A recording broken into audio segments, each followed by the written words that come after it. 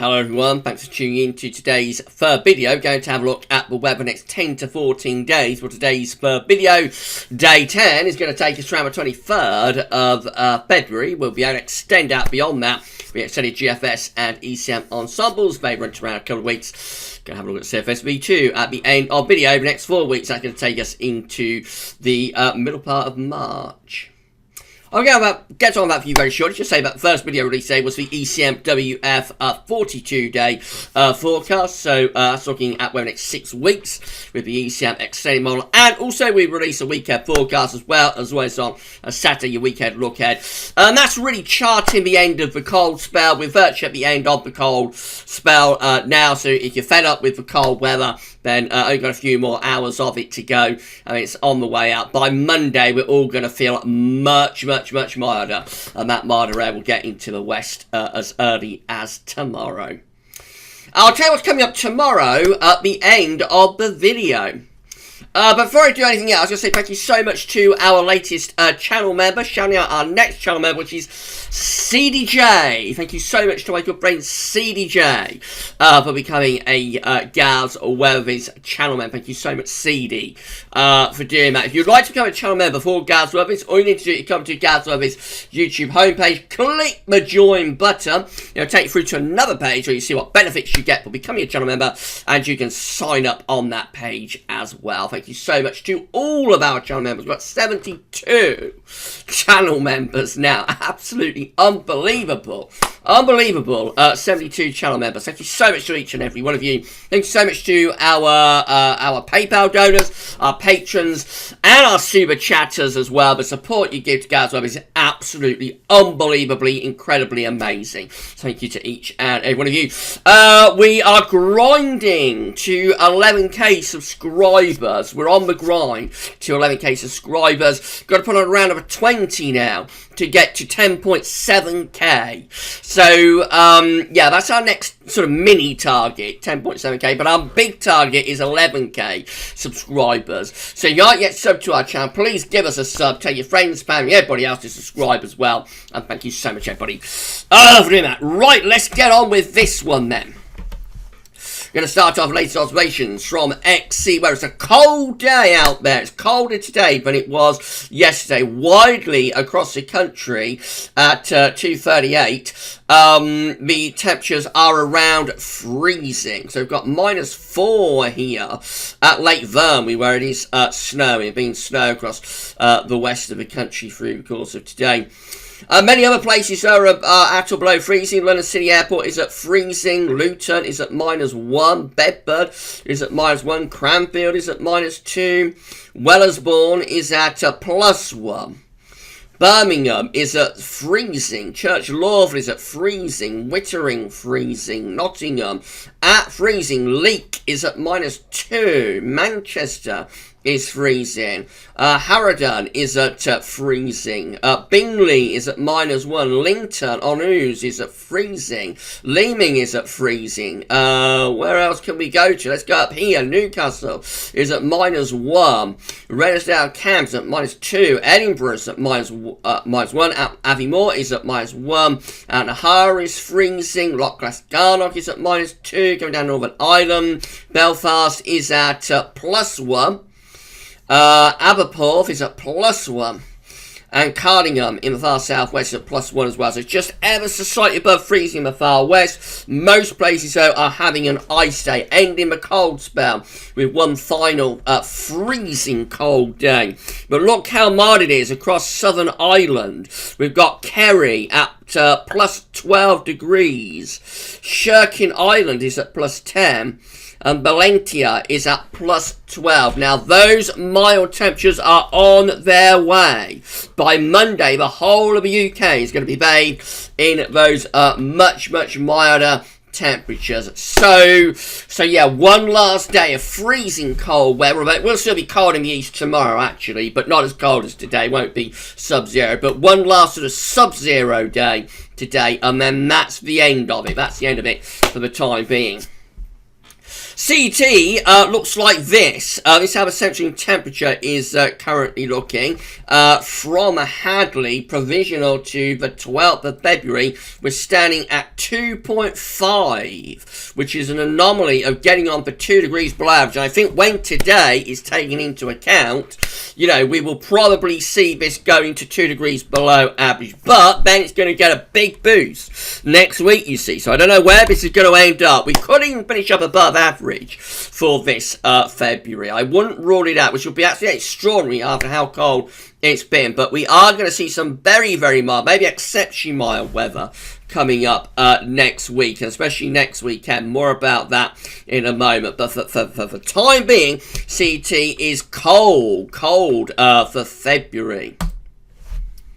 GFS upper temperature and precipitation ensembles the next couple of weeks are looking like this. We're looking at Oxford today.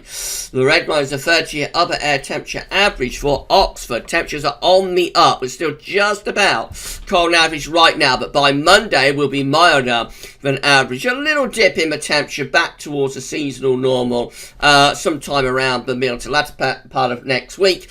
But then look at this big warm-up that's coming through next weekend and on into the following week, into the last days of February, becoming exceptionally mild. Exceptionally mild.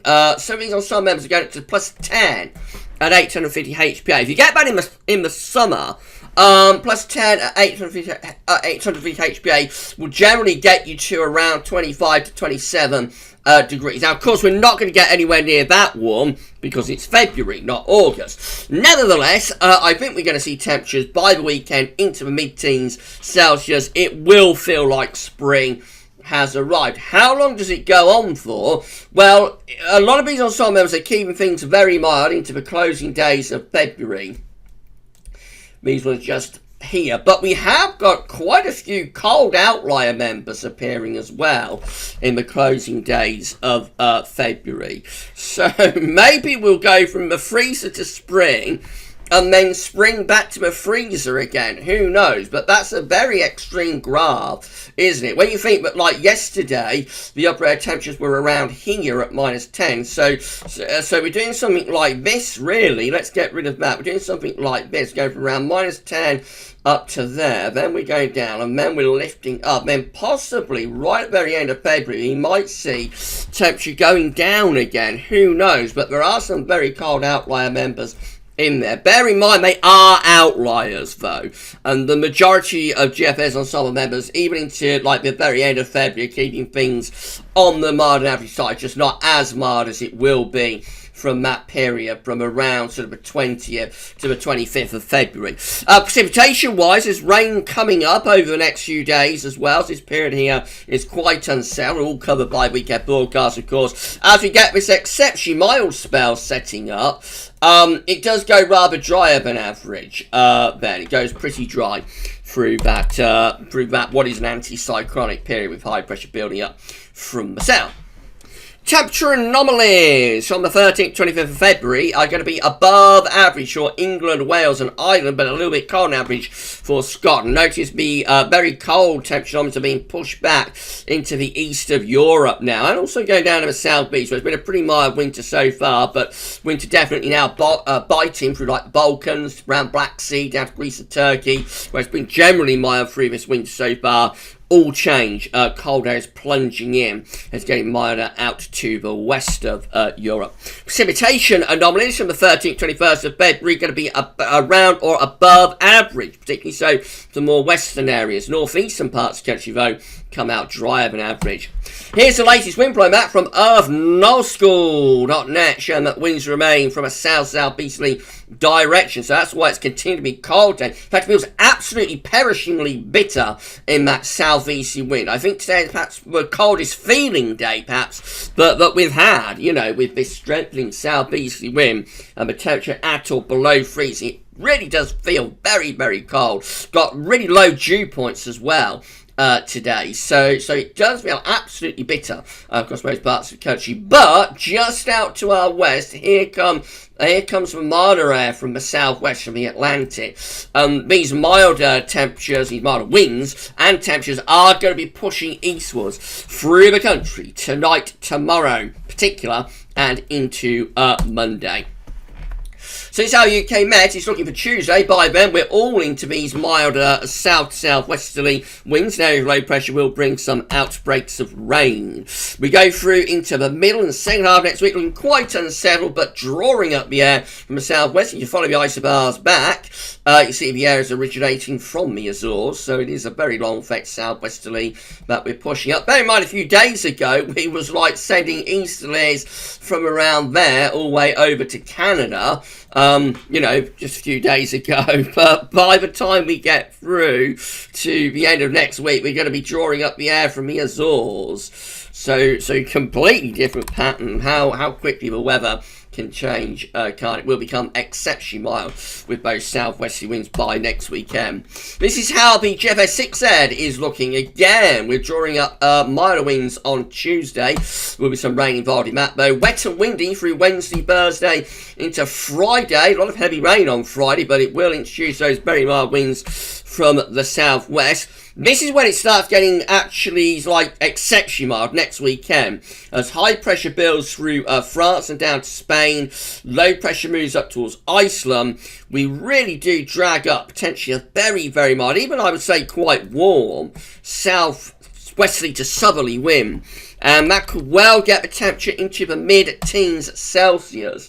Down in the south anyway, through next weekend. Northern areas will be more unsettled. So a taste of spring next weekend, lasting into the following week as well, although this high pressure will start to build northward. So we eventually, by just beyond day 10, Wednesday 24th February, we eventually build the high pressure over the top of the country. Now, as that happens, of course, we've got a very mild air mass, so by day it probably will still feel quite spring-like, but by night I think the nights will get colder under that area of high pressure. We may start to set up some frost and fog as well. And remember, GWV 6Z just keeps high pressure going really right way through to the very end. So under that high pressure, again by day, probably quite pleasant, nice and sunny. Temperature probably up to around sort of 9-10 degrees, something like that. So quite pleasant by day, but by night, I think because the high pressure is essentially located over top of the country, nights are still pretty long. We will radiate the heat quite quickly, and we'll start getting frost and fog developing under that ridge. GEM looks like that, so again looking milder for Tuesday, and then we really go to town on these milder southerly southwesterlies into next weekend, on to the following week. With the GEM, again, this could easily be lifting temperatures into mid-teens Celsius down in the south through the middle part of next week. That's how we look as we get to day 10, which is the 23rd of February. Again, high pressure is centred over the Alps. We're drawing up a very mild to quite warm southerly southwesterly wind. Low pressure out to northwest around Greenland and Iceland. All of a sudden, we're flipped into a positive NAO type pattern. Icon looks like that, again turning milder on Tuesday, quite unsettled through much of this coming week, and eventually we draw up these very mild to quite warm southerly southwesterlies. That's the agreement too. And then the ECM looks like that, again mild as we go through the course of this week, but with rain at times. And then over the weekend, that's where we draw up these exceptionally mild southerly southwesterlies with high pressure to our south, low pressure to the northwest. And looking pretty spring-like there, you would say, as we get through today. Temperatures for 23rd of February with high pressure to our east, but not to our northeast. High pressure like to our east over Germany and down to the Alps. Low pressure out to around Greenland, Iceland. Again, up come those southerly winds. If you follow the isobars back, the air originates from like Spain and North Africa. Pushing northwards, I think we boost temperatures into the mid-teens Celsius. A taste of spring there. On all models, this is the precipitation type forecast based on that ECM run from Meteo.com. Snow in the west at the moment will fizzle out, and then tomorrow rain will spread eastwards, and that rain will introduce these milder temperatures from the Atlantic Ocean. Quite unsettled in the coming days, with showers and longer spells of rain coming and going, particularly unsettled in the north and the west. Eventually we will turn things drier from the south as that ridge of high pressure builds up from the south, turning us mainly dry And again, it will be very mild under that area of high pressure. These are the options on the table within the ECM ensembles today for day 10. Gets to the 23rd of February by the Icelandic Met Office. Have 15 members of the ECM ensembles with low pressure to our west. High pressure will be to our east, and we'll be drawing up potentially a very mild southerly wind with that. 12 members of the ECM ensembles, including the operational run, have high pressure centered over and just slightly to our east, low pressure to the west. Again, drawing up mild or very mild southerly southwesterly. 7 with high pressure to our east and northeast. Low pressure is to the west, bringing up a southerly to southwesterly. That's going to be very mild too. Could be a little bit more southern, especially so for the west. 7 with high pressure to our south. Low pressure to our northwest. Up come the west southwesterlies, that's going to be mild. 5 with high pressure to the east, low pressure to the west. And in come those southerly southeasterly winds, that's going to be quite mild as well. This option just here, these 5 here are the coldest option. They've got the high pressure more towards Greenland and Scandinavia, and will therefore have more of an easterly wind. Looks like most options are now mild, or very mild, or even spring-like at day 10. What happens in 2 weeks' time? These are the options that we've got. This gets us to the 28th of February, last day of the month. 17 members of the ECM ensembles will have high pressure blocking somewhat to the north, but also to the east. Low pressure well out into the Atlantic. I think that's going to be drawing up quite a mild southerly, southwesterly. That should be mainly dry and mild, therefore. 11 will have high pressure to our west and northwest. And around the ridge, we're probably bringing in some colder air from the north or the northeast. Another 11 just here with a Scandinavian high going out towards northern Scotland. Winds will be in from the east. That could be much colder. 7 down here with extensive northern blocking from Greenland to Scandinavia. Low pressure is to our south. Winds are in from the east. That could be very cold and wintry. The low pressure from the south could be providing snow across lowland southern England.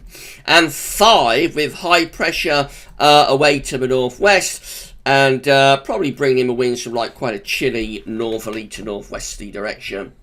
Most of the options, therefore, in 2 weeks' time are looking cold and wintry. So how long this spell of spring goes on for remains to be seen. But remember, within the GFS ensembles here, there are several of these ensemble members that do go really quite cold again before month's end. Let's have a look at CFS V2. These are 500 millibar heights break down to week periods. The first week period takes from the 13th to the 19th of February. The coming week will have high pressure to our east. Low pressure will be to our west. Still blocked, but the difference is we're drawing up the air from a much milder southerly direction, so a taste of spring in the week ahead. Week 2 takes us from the 20th, 26th of February. Now the CFS is building back the northern blocking and getting the wind back into the east again. So the last week of February, the CFS V2 turns much colder and an easterlies return. Now, it's possible the CFS off on a tangent with that. It's possible that we'll see the shorter range models coming into agreement with that. You know, just got to wait and see. That's just how the CFS looks today, suggesting winter is back for the last week of February. Week 3 is going to take us from the 27th of February to the 5th of March. Low pressure through northern and eastern parts of Europe. High pressure is around Greenland and Iceland. Low pressure in the Atlantic. Quite a complicated pattern, but I think the upshot is probably that we're going to be bringing in quite a cold northerly or northeasterly there, I would have thought. Week 4 takes us from the 6th to the 12th of March. Extensive northern blocking from Greenland to Svalbard, with low pressure out to the west of Ireland, high pressure down towards Spain and Portugal, and perhaps bringing up a little bit more of a southwesterly, westerly influence, despite the northern blocking maybe going milder. It's all to be revealed, but what we can say is that we've got agreement across all models to turn things spring-like next weekend. But what happens after that, you know, really is up in the air, if you pardon the pun. So we shall see. Time will tell. If you enjoyed this video, please smash your like button. Let us know in the comments after the video what you think. Make sure to subscribe to our channel. You'll be able to see future weather content. And don't forget to tell your friends, family, and everybody else to subscribe as well. We're grinding to 11k. And, you know, if everybody who subscribes brings a friend, then we'll get to 11k before winter. If we get to 11k before the end of this winter, by the 28th of February, which I don't think we're going to do, but if we could do that, if we could put on like another 320, then that would mean we'd put on like 3,000 subscribers this winter, from like the start of winter where we was at 8k to the end of the winter where we're at 11k. So that would be absolutely crazy. That would be absolutely unbelievable to have done that, put on 3,000 subscribers in one season. And so, yeah, it would be lovely if we could do it. So please subscribe and tell your friends, family, doctor, neighbour, vicar, mother-in-law. You can even tell your mother-in-law to subscribe. And thank you so much, everybody, for doing that. Right, that's all. Unless the 12Z does something dramatic and I have to do like an emergency 12Z update. Let's say we all start flipping cold or something. Unless that happens, that's it for today's videos. Tomorrow, we're going to start off with our latest spring update. We'll have Gals Weather Sunny Roundup, of course. And we'll be live streaming from 6 p.m. And I think in that live stream, we'll go through the 12Z. But I think we might look at a little bit of summer data. A little bit of longer range stuff, perhaps, tomorrow. And maybe think a little bit about the summer. How does that sound, everybody? So that will be coming up from 6 p.m. tomorrow. For today's videos, though, unless there's like a surprise 12Z update, that's all for now. And thanks for watching.